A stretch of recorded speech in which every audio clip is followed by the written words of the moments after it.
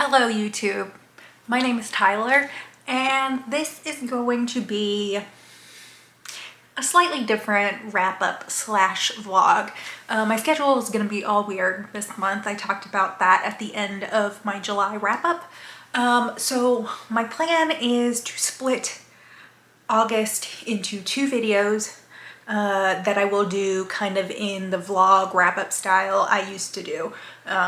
So this video will be August 1st through the 15th, and I am just going to do final thoughts. I'm not going to be doing any other check-ins or like mid-book thoughts. I'm just going to check in when I finish a book or DNF a book or something like that and tell you my thoughts. So that is my plan for August. So first things first, I DNF'd The Last House on Needless Street, which is really surprising. I thought I was gonna love this. I was gonna eat it up. I was gonna fly through it.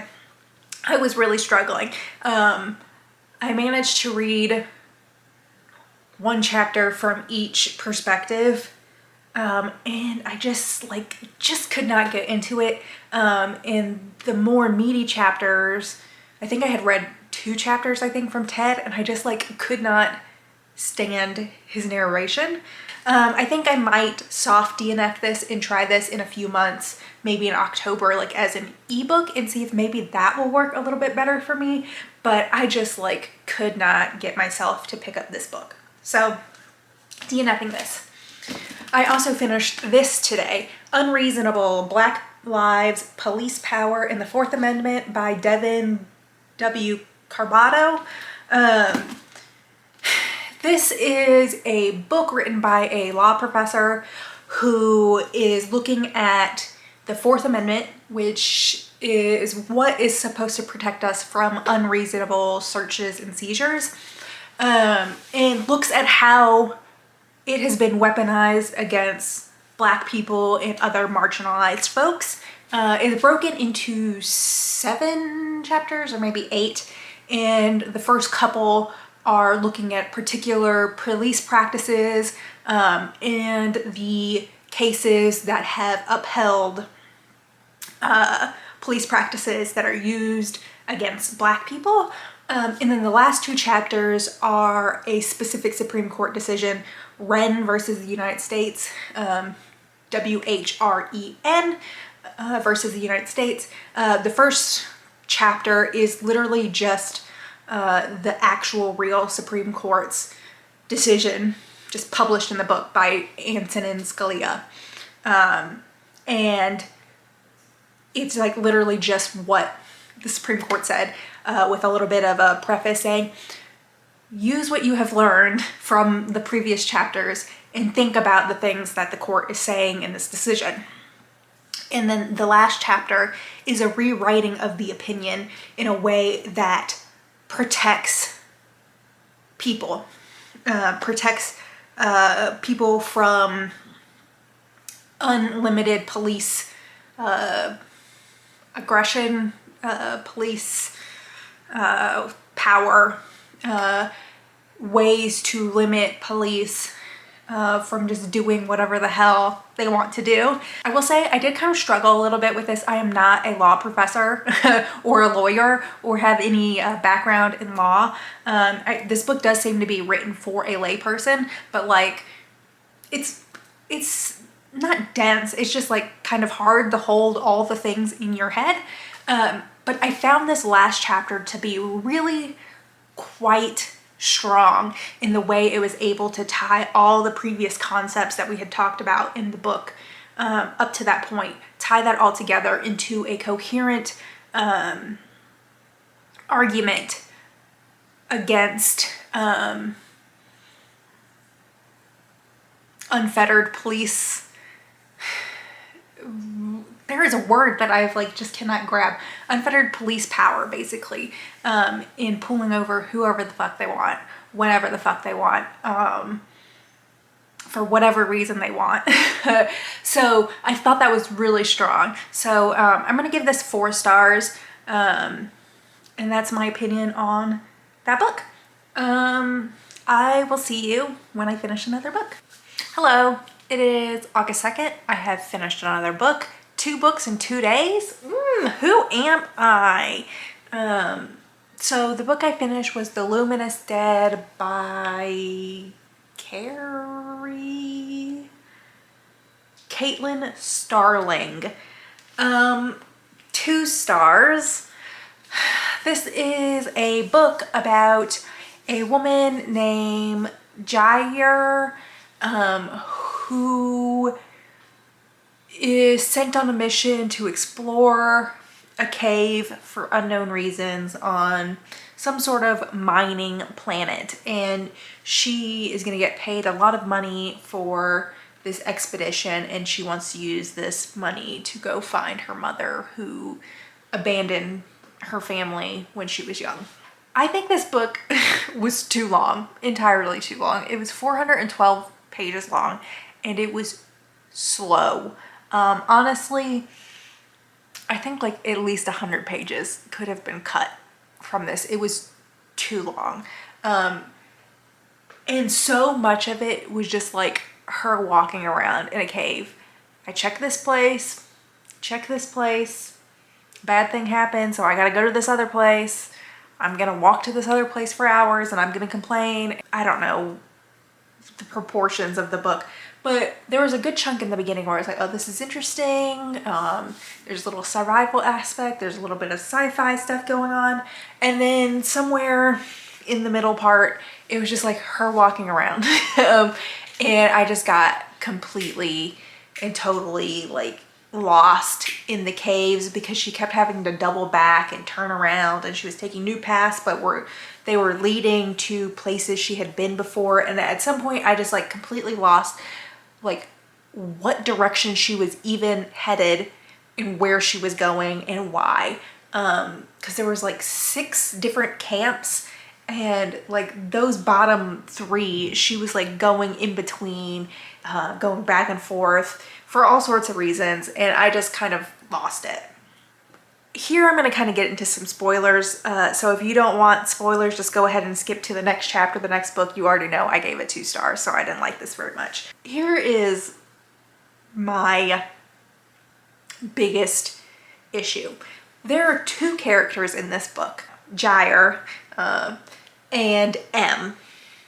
And M is this rich woman who has put on this expedition, and she has killed 30 some odd, no, I think it's like 27 people, but she has sent like 36 people down into this cave because her mother has disappeared into this cave, but she hasn't told this information to anyone except Jair at this point. And I could tell from very early on that they were gonna end up in some relationship, which I really wanted to root for. I was like, oh hell yeah, we love some queer woman-loving woman romance. Hell yeah. And a sci-fi book, cool, love it. But like, I just don't feel like I ever got any emotional depth to either of them. I just didn't understand them or connect to them. And by the end, I was like, I don't give a fuck that y'all are in love now. I don't care. And you know, part of that is maybe just like how slow it was and how long it was. So by the end, I just like wanted to be done with the book. And maybe not so much an issue with the characterization. But here's one thing. So the suit has the ability, or like has medication built into it, and M can have remote control of this suit that Jair is in. And in the beginning, M is very standoffish, and she like wakes up Jair with a shot of adrenaline. And in the beginning, she like kind of get off on a bad foot, and like Jair does not like that, which I could imagine. Like I get that, like being woken up against your will with a shot of adrenaline, that's pretty extra. And it becomes very clear that she like does not want M to be drugging her against her will, which is like completely fair. We love consent, you know, I can get behind that. However, and I mean big spoilers, big spoilers, near the end of the book, the creature that's living in the cave is called the Tunnler. It's like this big worm thing. and it comes through the tunnel and it like collapses the tunnel on top of Gyre, and she like breaks her arm in like 100 different ways. That's not accurate, but like she really fucks up her arm. And she's in mental distress, not only from the situation, but like the cave has some sort of mystical draw to it, which is a whole nother issue, and hopefully I remember to get back to it. But her arm is broken, and her and M are like getting into it. And she's like, I don't want morphine, I don't want morphine, I don't want morphine. And that's like all she can say in this scene. And it gets to the point where she amputates her own arm instead of taking like medical triage from M remotely. And like, I understand and appreciate wanting consent in general, like overall, like I want to have control over the drugs that you're putting in my body. I want say in it. That's such an extreme situation, and it just seemed like I was supposed to be getting something out of it, but like I never got any reason or understanding why she was so actively opposed to drugs in any capacity. I mean, like a character doesn't need like some crazy backstory or reason to like not want pain meds, but like that was such an extreme reason and such an extreme response that she'd rather amputate her arm instead of taking morphine. Maybe I was misunderstanding. Maybe she was saying I don't want morphine as in like they did talk about how you could kill yourself with morphine if you got into a situation that you could not get out of the cave instead of like suffocating or starving to death. So maybe that's what she was saying, but like M had been making it very clear that she was going to get Gyre out of the cave no matter what. So I don't think Gyre was offering it as like palliative assisted suicide situation. I don't know, it just seemed like such an extreme response that I felt like there needed to be some sort of like emotional weight to that, like something in her backstory or something. I don't know, it really got to me. So there's that. The other thing is like there's this like mystical draw to the cave that I just like feel like it never really came together for me. Like I guess the name is kind of a spoiler. Like as soon as you like get into it and you see the first like glowing stuff, you kind of get the idea. And I feel like kind of spoils the story in general. But like there are ghosts of people that have died in this cave, and they're like trying to get Gyre to go further into the cave as she's like actively trying to escape. And this has been after like weeks or days in the cave, and she's like actively trying to get out and is like in the process of dying, yet she feels this like mental pull to go back into the cave, and she's seeing these ghosts and they're trying to get her to join them. But like that's like the last, I don't even like in the last 100 pages, and I just don't feel like it was adequately like woven together. So much of her walking through the cave was just so boring, and it was just like this happened and this happened and this happened, and like maybe one little thing where she's like, oh, I think I see a shadow, or I think I see a person. Like she feels like she's been seeing people, or people are watching her like through the cave, but like the spooky ghost like mystical element of the cave, I don't feel like it was properly explored or woven into the story. And like even at the end, I don't feel like I got a satisfying conclusion. Like I didn't necessarily like need some explanation for why this was happening, but I needed more than what I got, which was just like, your mom is trying to make me go further into the cave, and I still feel the call of the cave topside. So I did not have a good time. Anyways, 2 stars. I will leave it at that. Hello, it is August 3rd and I have finished my third book this month, 3 days in a row. I finished Out There by Katie Folk. Okay, my diary hat. Don't start screaming. Kate Folk. So this is a collection of stories. I actually rated every single story while reading, and then I did the math and it came out to 3.6 stars. So I rounded it up to 4 stars. I don't know what I want to say about that. I picked this up on Kayla's recommendation because she really loved it, and I can see why she loved it, but it's part of the reason why I didn't quite love it. Like, there were no 4-star stories in here, though there were some good and interesting stories. A lot of the stories ended in a very unsatisfying way for me, which is something Kayla has said she likes.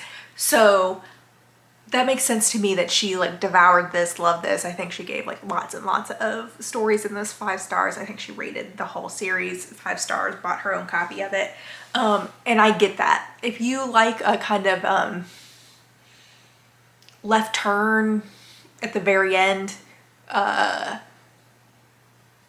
kind of unsatisfying, unfulfilling ending, those stories have this. That's not my favorite thing. I don't necessarily hate them all the time. There were some stories I liked, but it just kind of got a little tiring and a little old for me. I wanted just some more exploration in some of these stories. So yeah, I just wanted a little more something to some of these stories, a little more like, I don't know, I understand that they're short stories, so you don't want to get like too deep in the weeds with like world building, but sometimes I just wanted more.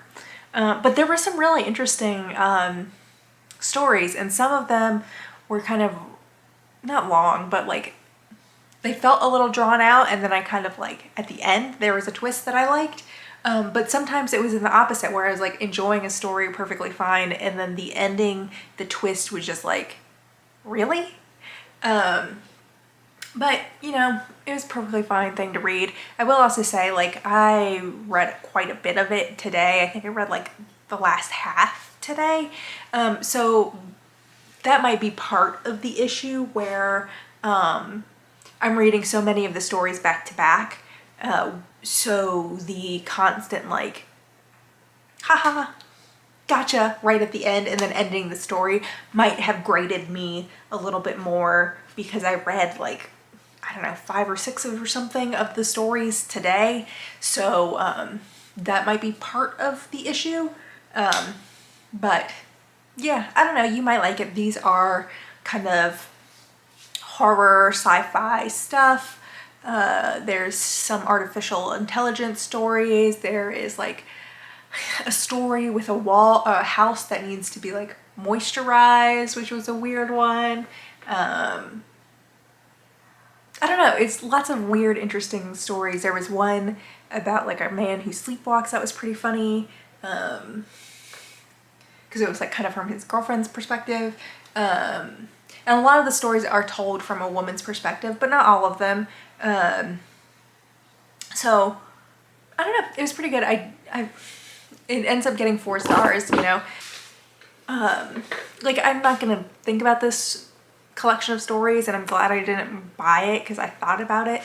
But you know, I'm not mad. I read it, I had fun with it at some points. But you know, it's just not something I'm really gonna be dwelling on in any capacity. I do want to mention, I forgot to mention that I DNF'd a nonfiction book, Understanding Anxiety or something along those lines. Let's see.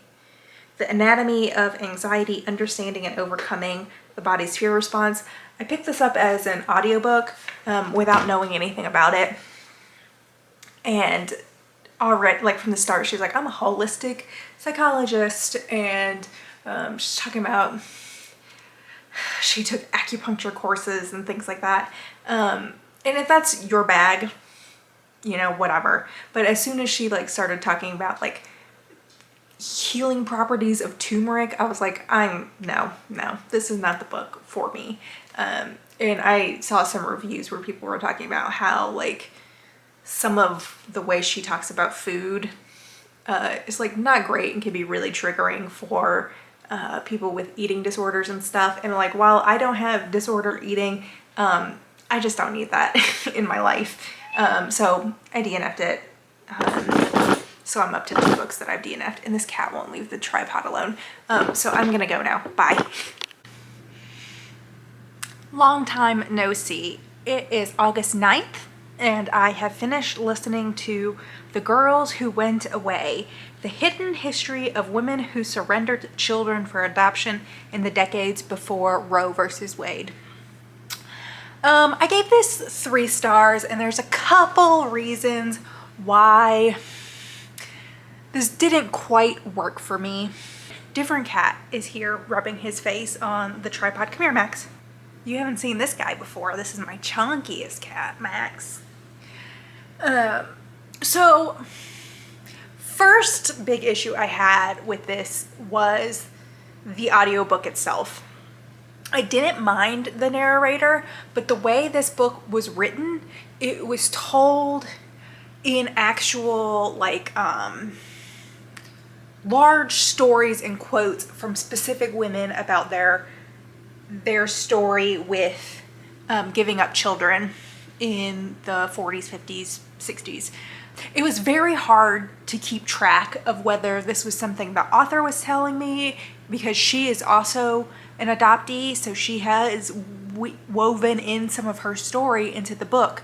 So it was hard to decipher what was her and what was like a fact, or what was a woman telling her story. So it got very muddled very quickly. I think this would have been more successful with a couple of different narrators, so they could switch and make it very clear that this is a story you're listening to and not a fact. And like, sometimes it was very clear, but sometimes it wasn't.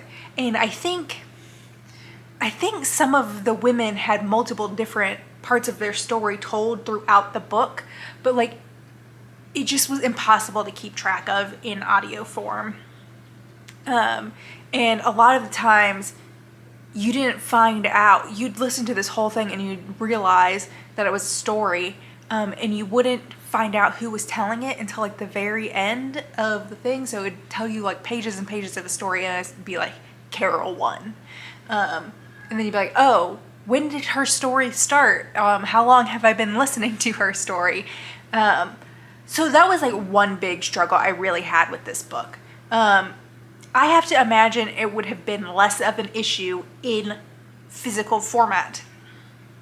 However, the other issue I had with this book was it specifically references Roe versus Wade in the subtitle of this book. So I was expecting this to actually talk about abortion. I was expecting this to be about women who were forced to give birth and relinquish their children after being unable to receive an abortion. That's what I was expecting this book to mostly center around.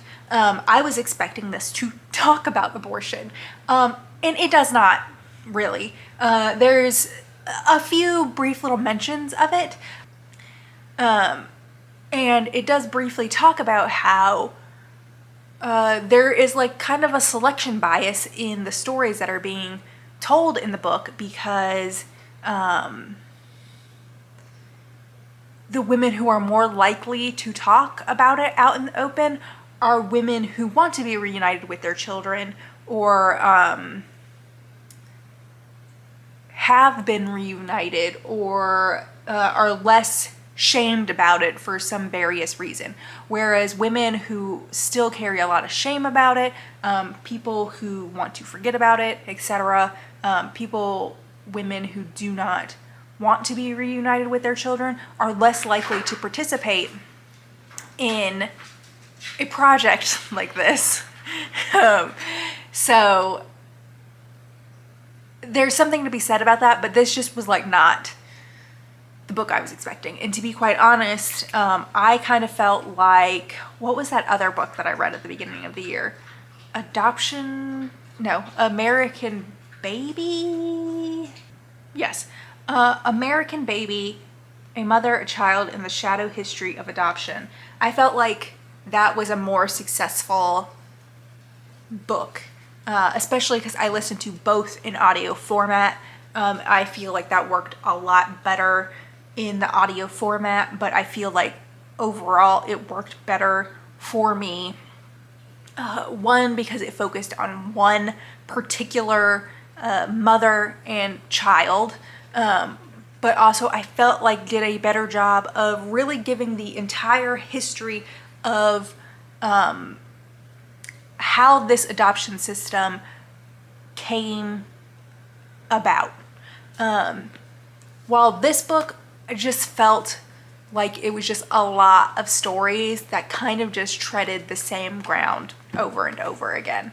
And while I can appreciate that, I'm sure a lot of people got a lot of value from hearing these stories, especially if they were a birth parent or an adoptee. I can imagine there's value in hearing these stories. It just didn't give me a lot of new things to really grapple with that I didn't get from American Baby in a more, like, I don't want to say coherent, but that's the only word coming to mind right now, more like tied together story. So yeah, those are like the two big main thoughts I have about this. I gave it 3 stars. Like, I didn't hate it, but it just really did not work for me, especially because I was expecting this to talk about abortion and it really just did not. So that's that. Hello, we meet again. It is still the 9th of August and I have finished a second book. I finished Allow Me to Retort by, oh, hold on, let me read the whole name. Allow Me to Retort, A Black Guy's Guide to the Constitution by Elie Mystal. Oh, here comes Tiger Hat, come on. So, it is what it says it is. It is a Guide to the Constitution by Elie Mystal, who is a black guy. 5 stars. I really, really enjoyed this book. First, it's pretty short. It's under 300 pages. It's 270 something. And it's such an easy read. Like, so easy. He's very funny, very quippy, a lot of fun, and just says it how it is. If you've watched any of my previous videos, I think you get a relatively good idea of my political leanings, and so I really appreciate his just straight up coming out and saying, like, oh, there's a little bird. Straight out coming out and saying that, like, conservatives are trying to prioritize white supremacy, and they will use any tool possible to do that. And like, there is no sugarcoating it, no couching it, just straight out saying what he means, and talking about how conservatives use the Supreme Court and the judiciary to their advantage in anti-democratic ways. So he kind of goes through all of the amendments in various orders and talking about how conservatives purposefully misread it to accomplish their goals.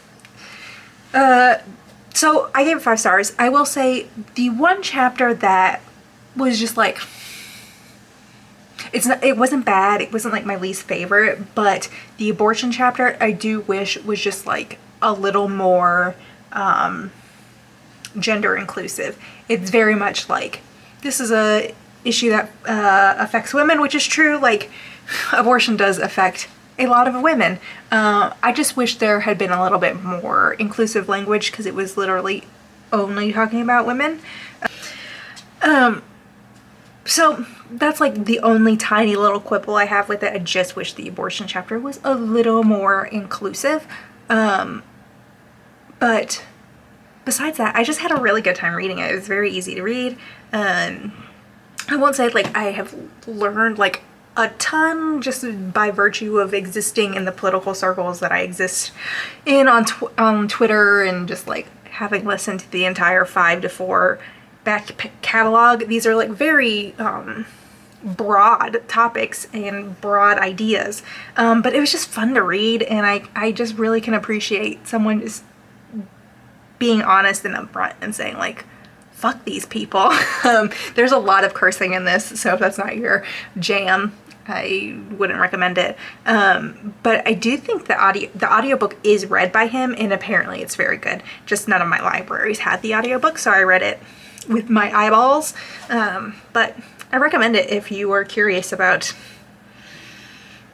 the Constitution, and yeah. I don't really know how I would sell it to a person besides saying it's good. I had a lot of laughs. It's enjoyable. All right, I'm gonna stop rambling. Bye. Greetings. It is August 12th, and I have just finished a book. Savage Appetites: 4 True Stories of Women, Crime, and Obsession by Rachel Monroe. This is the dust jacket. Tiger Cat is running. Oh no, that's Gus. Hi, Gus. So this is an interesting book.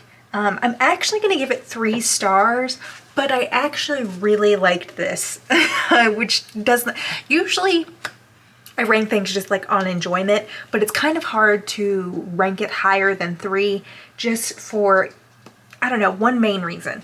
So the book is broken into 4 big chapters that are the archetype types of people that get, or I guess types of women who get involved in true crime: detective, victim, defender, and killer. And so each chapter is centered around those archetypes. And I think that is the weakest part of this book. She has like 4 narratives, like real life narratives, real life people that are attached to these archetypes. And I don't know. I just like, it was just the weakest part of the story. However, also in those chapters, she really like gets into some of these like societal aspects of true crime that kind of like fit in those archetypes. And that is where this book really shone for me. Shined? I don't think shined is a word. So I think that the strongest chapter for me was, the victim chapter. The crime narrative in there is about a woman who befriends the sister of Sharon Tate. She like lives in the house that Sharon Tate was murdered in, and she like gets very involved in their family in various ways. But it also ties into Sharon Tate's mother's advocacy work for victims' rights, and how victims' rights had been used as a weapon in the tough on crime aspects of like the 80s into the 90s with the 96 crime bill, whatever year the crime bill was passed, in those tough on crime narratives, which was just really, really interesting. This is the thing, I highlighted a shit ton in this book. So I found that to be the most interesting and strongest chapter. The last 2 chapters were the weakest for me, and honestly, I think the most disappointing one was, what is the third one? The Killer, I think? No, The Killer is the last one. The Defender, which was actually the Satanic Panic chapter, which was what I was most excited for in this book, which is probably why it was like the most of a letdown for me. And this actually talks about Damien Eccles from the West Memphis 3 and the woman he marries, and how she has helped to free him, basically. There just wasn't a lot in there for me to grapple with that I haven't already grappled with, so maybe that's why it was kind of disappointing to me. So there's that. I will also say, like, the author puts a lot of herself in this book, which was very interesting. I found like a lot of parallels between us in the way we kind of got into true crime, our connections to like a crime narrative that happened in your hometown that you like just cannot stop thinking about in weird ways. Like it just kind of gets trapped in your head, and you can't stop thinking about it. In the last chapter, she talks about Columbiners, like the Columbine fandom on Tumblr in the early 2000s. And there is a way she talks about what we get out of true crime, and we being like women as a whole, because she's really talking about women in this book, that just really connected with me. And I think that is where this book is so strong, and I would really, really recommend it to people who consume a lot of true crime, especially if you have not really grappled with or examined true crime in any sort of critical way. And I'm not saying that in a bad way, because it really does. I think it does a pretty good job of like tying it in with the tough on crime narratives, which I mentioned already, like throughout the whole book. I think it does a really good job of talking about how scaring ourselves with these stories has led to really bad consequences, specifically for people of color, Black, brown, Native, Latinx people. Like, there are consequences to us choosing to mass incarcerate people. There are consequences to making white suburban neighborhoods feel safe. And there's a consequence to focusing on the narratives that highlight white suburban neighborhoods, white women missing, murdered, instead of the people that are actually most likely to be affected by violent crime. So people of color. Just think this is a book that people who consume a lot of true crime, be it, top 5 most unheard of school shootings, or like those videos exist on YouTube. I have consumed videos like that, so there's like no judgment on my end. Or Murder of the Week podcast, or you're falling asleep to Oxygen.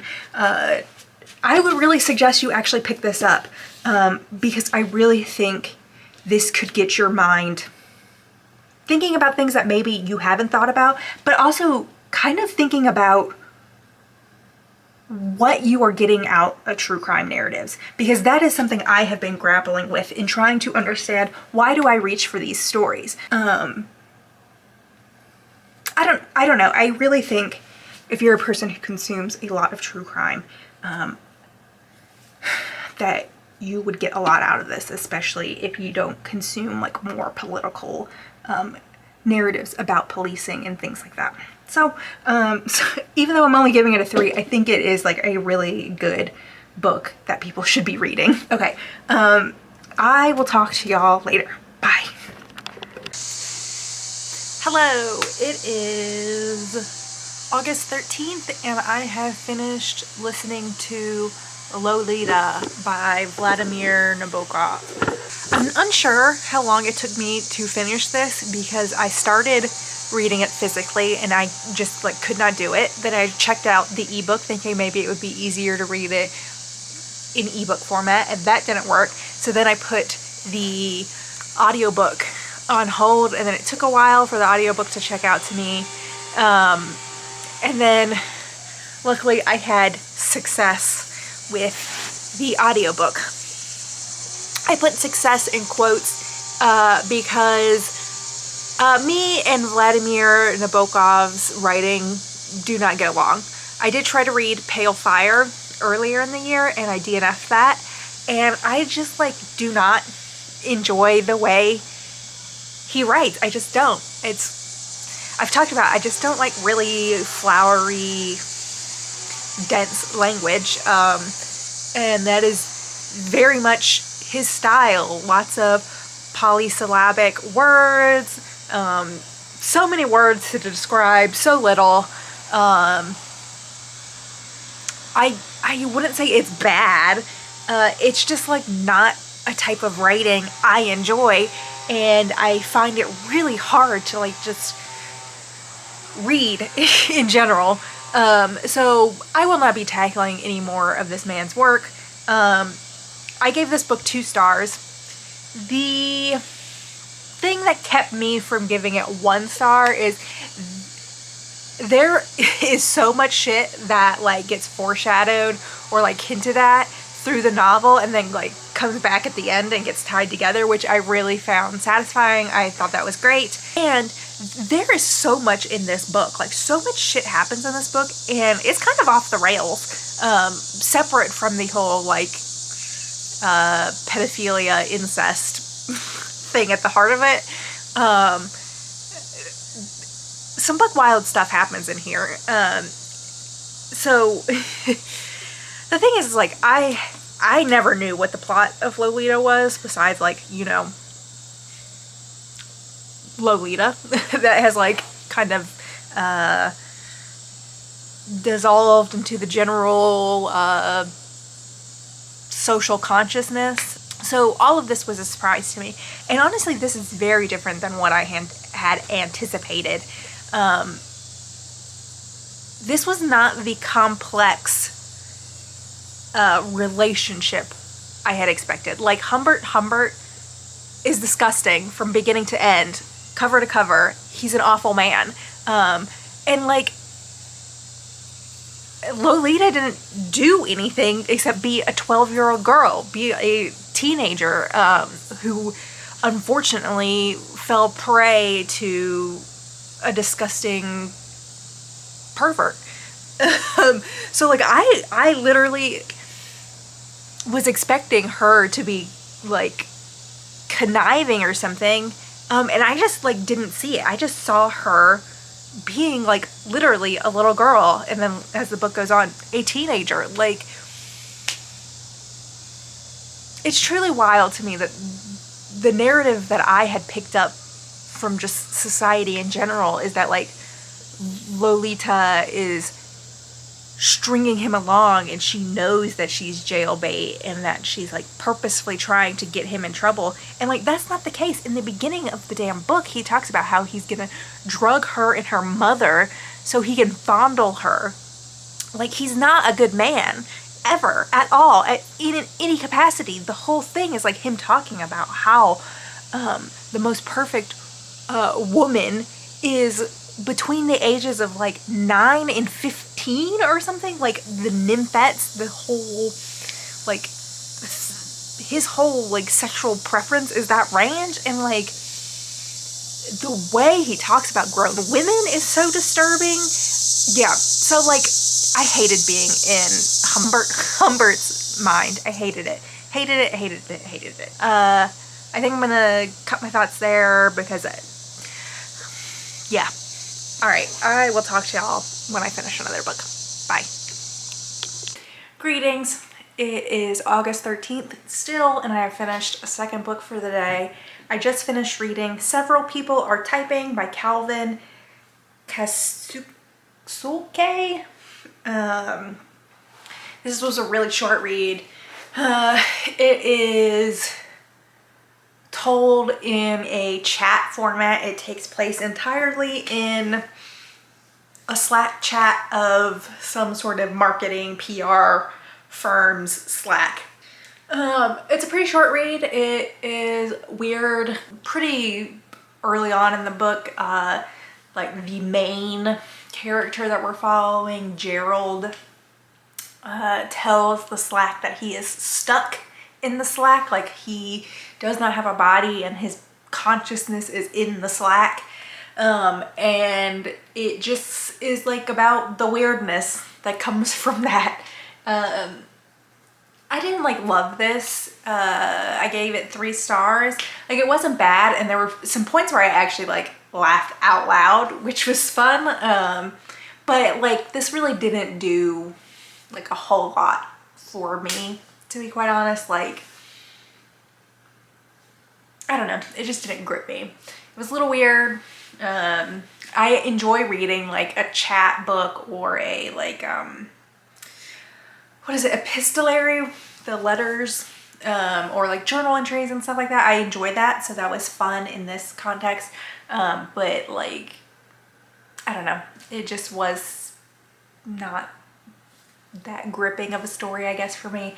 And I guess the thing is like it's also supposed to be kind of commentary on like the modern day work environment, because Slack is like a work chat environment. So there's commentary on that as well, but like as a person who has never worked in an environment like that, it's possible that like there was stuff that was just like really going over my head or wasn't that interesting to me just because it's not something I've experienced before, you know? So there's that. I'm not mad I read it. It's another book. But it was a 3-star read for me. All right, I'll see y'all later. Bye. Greetings. It is August 15th and we have reached the end of the vlog. So first I'm going to do 2 updates and then we will touch on stats a little bit. One, I have soft DNF'd the 3-body problem. I've been seeing so much like hype for this, people talking about this and loving this. However, I'm just like not in the brain space for it. I did find it like relatively easy to read the like chapter and a half that I did manage to read,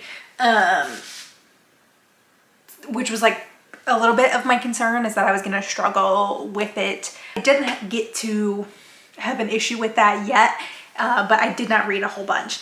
I just like am not ready to dive into it. Like I just did not want to pick it up.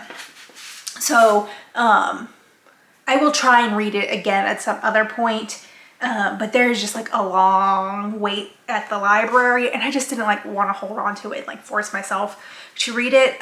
So I did put it back on my TBR on Goodreads. I didn't put it on my DNF shelf, but I did start and stop it in this month. And I'll try it again at some other point. The other update is I have finished The Real Lolita, The Kidnapping of Sally Horner, and The Novel That Scandalized the World by Sarah Weinman.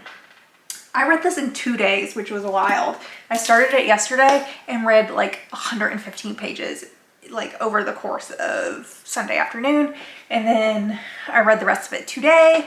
It was only like 250 pages, and the rest were, you know, source notes and things like that. Despite reading it so quickly, I only gave it 3 stars. This didn't exactly blow me out of the water. I can't quite place what didn't connect with me, I suppose. One, I think probably just in general, like I didn't love the book Lolita, so like this was actually like a lot more about like a literary analysis of Lolita than I had expected. Maybe that's part of it. The other part is like, I just don't know if I agree with the argument that the author was making, or maybe I like wasn't understanding fully. I think it's clear that Vladimir Nabokov was referencing the Sally Horner case, no matter how much he was trying to hide it during his life and denying it. But I don't know, it seemed like it was being cast in a more nefarious way, the reason he was hiding it for some reason. And to me, it just seems like authors reference stuff all the time. I don't know why it was such a big deal that he was referencing this case and not like coming clean about it. I mean, I guess like lying is bad, but like you don't know the like reference material of like most novels you're reading. The case of Sally Horner is very sad,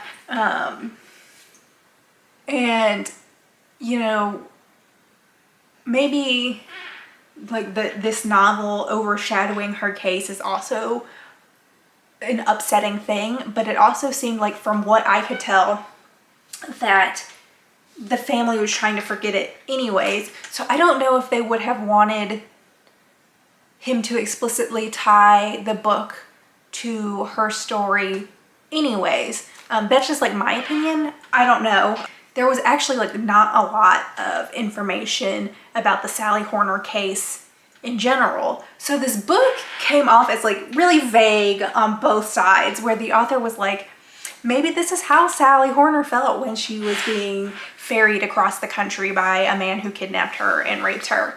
But like, there were no journals. There were like, Sally Horner died years and years and years ago.